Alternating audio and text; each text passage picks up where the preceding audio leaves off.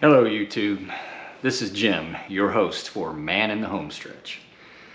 Well folks, today I made it. It is my 60th birthday and I thought I would make a special video that I'm going to call 15 for 60. These are my 15 life hacks or things that I have learned over the years. I hope you get some value and entertainment out of it. And if you do, please hit that like and subscribe button and leave any comments you have in the comment section below. But first, happy birthday. I'm going to pour myself a nice glass of a Macallan 12-year.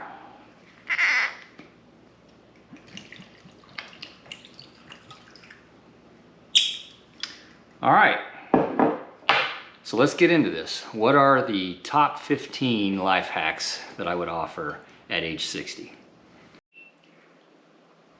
Number 1, spread kindness.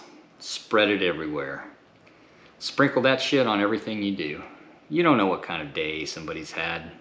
And this world is so full of people that are angry and hateful and sitting behind their keyboards and saying nasty, ugly things about each other. We don't need that. Just be kind to people. It will come back and manifest in positive ways in your life. I'm convinced of that. So that's lesson number 1. Number 2, be humble. Show some humility in this world. Don't act like you know everything. You don't. There's a lot of people out there that know a lot more about life than you do. Be willing to listen to their wisdom and have an open mind about what other people could teach you. You're not better than anyone else. Number 3 life hack. Never give up your passion for learning. I don't care what it is, but knowledge for knowledge's sake is a wonderful thing. Pick a topic that interests you. For me, it's geology, archaeology, history, travel. Just show a passion for learning. You're never too old to learn something new, and you're never too smart to think that you know it all. Life hack number 4, travel the world. Learn about other cultures firsthand, not just through books and videos and TV shows. I would say shoot for a goal of visiting a minimum of 5 different countries in your lifetime and spend significant time there meeting people, greeting them, learning about them.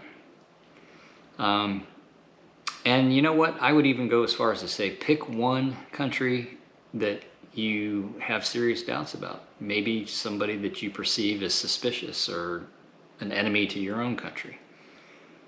Go there, meet the people.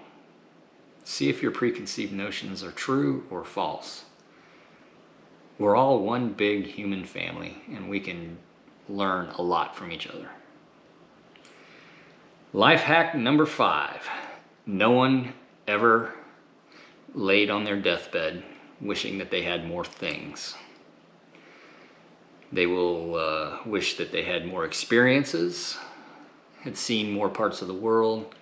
They wish that they had more love, that they had spread more kindness, that they had done more service to humanity, that they had been closer to their friends and family. But nobody ever wishes that they had more money, more things, more material possessions. Number 6, laugh, then do it again, then do it again, then do it again. Find a reason to laugh every single day. I don't care what you have to do to make that happen.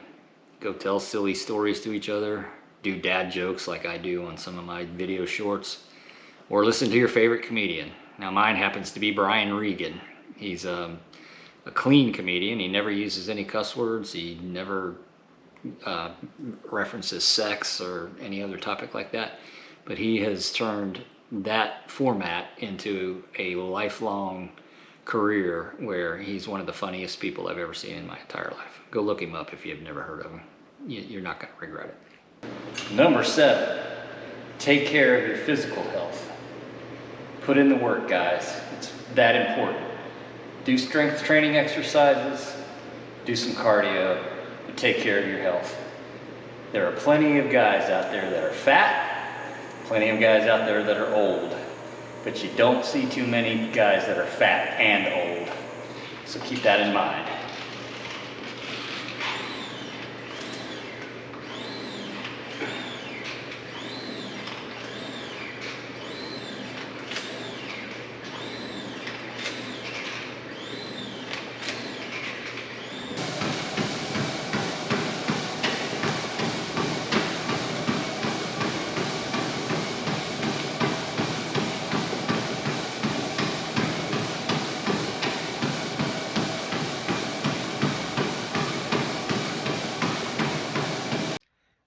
You're doing this not only for your own health, but you're doing it for the sake of your loved ones.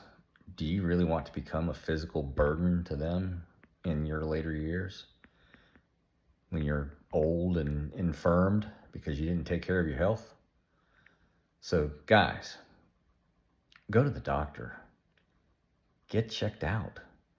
Get your regular screenings. Go to the dermatologist. Do whatever you have to do to make sure that you're taking care of your physical well-being. I mean, it's a no-brainer, and it pays off in so many ways. I jokingly like to say, not to brag or nothing, but I can wear the same size socks I wore in high school. Well, that's not just true of my socks. I can also wear the same size pants I wore in high school, and I'm hovering somewhere within 5 pounds of what I weighed the day I graduated. I recently learned that the most common age for a man to die of a heart attack is age 65. So that's 5 years away. And I'm not going to sit back and just wait for statistics to catch up with me. I'm going to be proactive and make sure that I'm taking care of myself. Number 8, practice self-care. Now that's going to mean a lot of different things to different people. For you, it might be meditation before you go to bed. It might be a peaceful walk in a forest. It might be making sure you get regular checkups at your dermatologist for skin cancer. For me, it's occasionally having a glass of scotch. Occasionally, not often. And it's also laying in a red light therapy pod that I've recently bought. This is the one I have. It's made by a company called Huga, and it's their full-size, 6-foot-long red light therapy pod.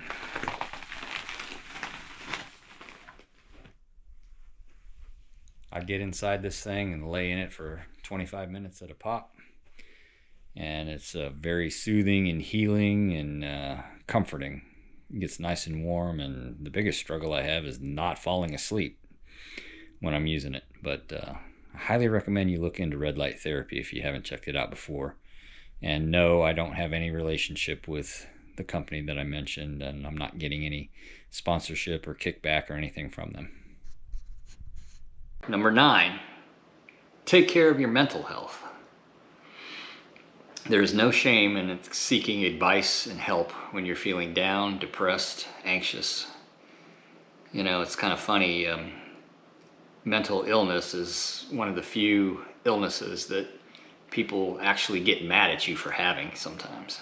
You know, if you're depressed, people will say things like, snap out of it, man up. But that kind of advice is not really helpful. So take care of your mental health. It's really, really critically important as we get older. Number 10, remove toxic influences from your life. Toxic people, toxic substances. Maybe it's illegal drugs. Maybe it's too much alcohol. Maybe it's cigarettes. But get rid of that toxicity. Several years ago, I used to date a chiropractor named Kimberly, and she was also a registered dietitian. And this was probably maybe 10 years ago. And even back then, she said, if I could give the world one piece of dietary advice and wave a magic wand and make the federal government do something, she said, I would have the federal government label sugar as a toxin. So even back then, she recognized what sugar addiction was doing to the world. Number 11, let the people in your life know what they mean to you. Don't assume that they know. Say it often, proudly, loudly. Let them know. Let them know that you care for them, that you value them. I mean, if for no other reason, you're going to get old one day and someone's going to have to take care of you, dumbass. And if you don't want to die alone, being taken care of by people who get paid $12 an hour, then it's going to serve you well to cultivate those relationships with your friends and family, and make sure they understand that you really appreciate them being in your life. Well, the important people in my life helped make my birthday very special today. First of all, I got birthday greetings from both of my ex-wives. One of them was a lot friendlier than the other, but that's okay. That's going to happen. Secondly, I got to go to lunch on the invitation of a good friend of mine. And we spent an hour reconnecting and catching up with each other's lives, and it was a wonderful time. And thirdly, I got that bottle of scotch that I showed you earlier in the video. That came from a coworker who bought that for me as a birthday present. And lastly, I got to have phone conversations with all three of my children, and looking forward to going out to dinner with one of them, at least on Wednesday. The other two are off in college, but they all made sure to acknowledge my birthday, and I let them know how much I appreciate their influence in my life. Number 12, cultivate an attitude of gratitude. It is far too easy to forget that you have a lot of blessings in your life. And it's really easy to get bogged down by stupid details like that guy who cut you off in traffic this morning, or somebody who's spreading gossip at work, or not pulling their weight on the latest project. It's very easy to get bogged down on that, and it's bad for your mental health. But take a moment to reflect. Maybe the first 2 minutes after you wake up, sit quietly in your bed and take a mental inventory of all the things that you're grateful for in your life. That will help you a lot in your own mental health as well. Number 13, this is for the guys. Kiss the girl. Now, obviously, it goes without saying, you've got to have permission to kiss the girl, or she's got to be somebody in your life that means something to you, that you have the kind of relationship with that you can kiss the girl. We don't need another Me Too violation here. But if you've got somebody special in your life, make sure she understands that you value her. When she's having a bad day, when you haven't been particularly affectionate towards her lately, just go up and kiss the girl. Number 14, give back to the world. Find a cause that you care about. I don't care if it's feeding hungry children, saving the environment, saving monuments, historical monuments in your town. It doesn't matter what it is, but find something that you care about that's bigger than you, and donate to the cause, participate in the cause, volunteer. It's a great way to meet like-minded people. It's a great way to keep your mental health sharp, and it's a great way to engage in physical activity that will help you in so many different ways. And the last, stay true to your principles. Don't compromise on what's important to you, what your values are. People are going to challenge you. They're going to ask you to change your beliefs. They're going to ask you to change your principles. Bend in ways that make you feel uncomfortable. But don't do that. Stay true to yourself. Have the courage to embrace your principles and fight for them.